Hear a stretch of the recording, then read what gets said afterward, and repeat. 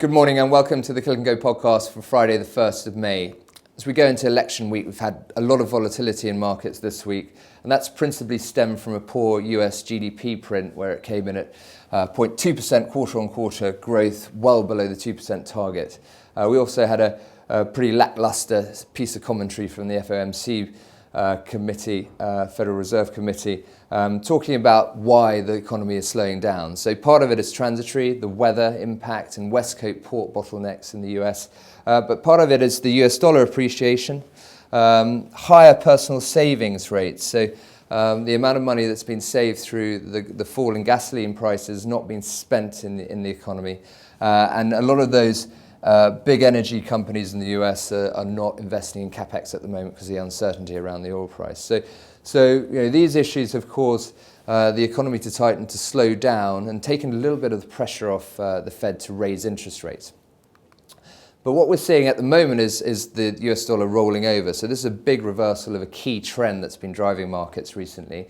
And as a result, you've seen some big reversals across other markets. So if we look at the DAX here, the DAX has fallen around 5.5% off the top over the last couple of weeks, which broadly reflects the move in the euro-dollar currency rate. So a lot of the reason why people were going into European markets was because of the improving competitivity of these businesses because of the cheaper currency. We're seeing a little bit of that unwind at the moment.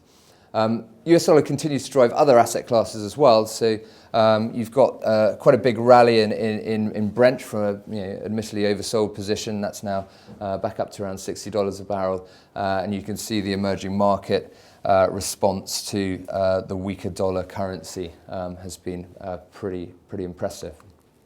So just looking at the US against Europe, because that has been an interesting comparative this year. So as we go back to the start of the year, there's a big P differential with the European market around 14, the US market around 17 times.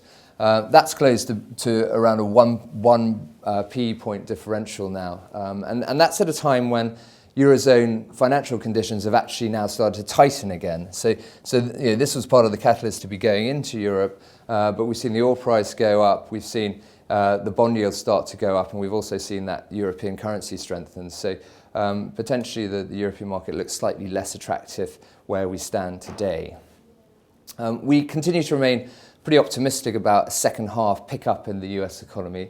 We got some good numbers from the Chicago PMI survey this week, which is all about forward-looking indicators from purchasing managers, which is encouraging back into expansion territory following a few poor data points. And we'll continue to see the unemployment fall, which is leading through to stronger wage growth, which we think will be eventually spent in the economy and see an uptick in that GDP number. Sterling has also bounced off a very weak period against the dollar going into the election. That might be reflecting a diminishing prospect of a surprise result. We've certainly seen the polls start to reflect that. And we've been looking at some of the UK banks. Lloyds had their numbers today. Their net interest margins are expanding. That was good. A sort of status quo type result will be good for the banks. We've also been looking at some of the builders, particularly Travis Perkins, as confidence picks up in the economy again once the uncertainty is out of the way post the election. So other things, apart from the election result this week, we've got a very heavy reporting season. A lot of the Killik recommendations are reporting HSBC, Aberdeen, Glencore, Walt Disney, Solar City, Glaxo, GKN, Whole Foods, BT, Eastshore, Amadeus, Heidelberg Cement, etc. Just going to talk about two. Whole Foods markets had quite a big pullback, so we're around 15% off the top in terms of the share price, but we've also seen a 5% devaluation in the currency if we're buying from sterling. So I think it's a good time to be looking at that going into their figures. During 2013-14, we had they had some problems with their guidance. They missed guidance a couple of times. They've sort of been caught short by the amounts of competition and new entrants into the market. But I think they've last couple of results they've got back on top of that. And we feel that this is a really interesting longer-term story. There's a big structural shift going from processed food to natural foods.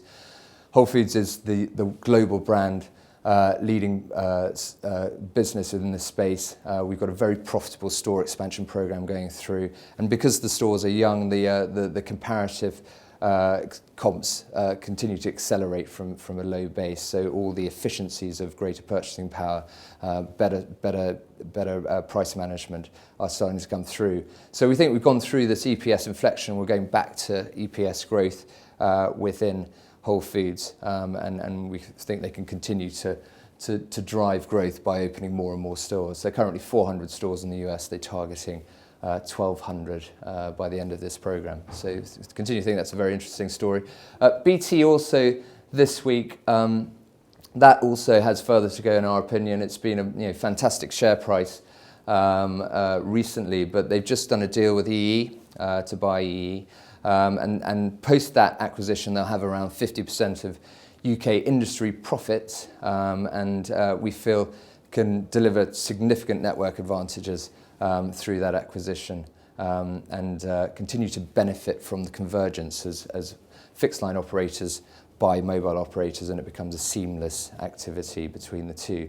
The EE deal will deliver significant cost synergies. We're talking about £3.5 billion. So it's going to be cash flow accretive from day one.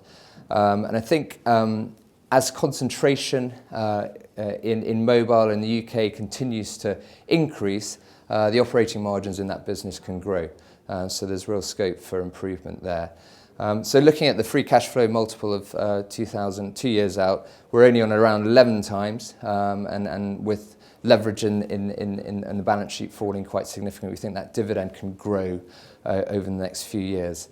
Also, with Deutsche Telekom owning 15%, there's further scope for a merger or consolidation in this sector, which we don't think is priced into the shares. So that's it from me. Thanks very much. Have a good weekend.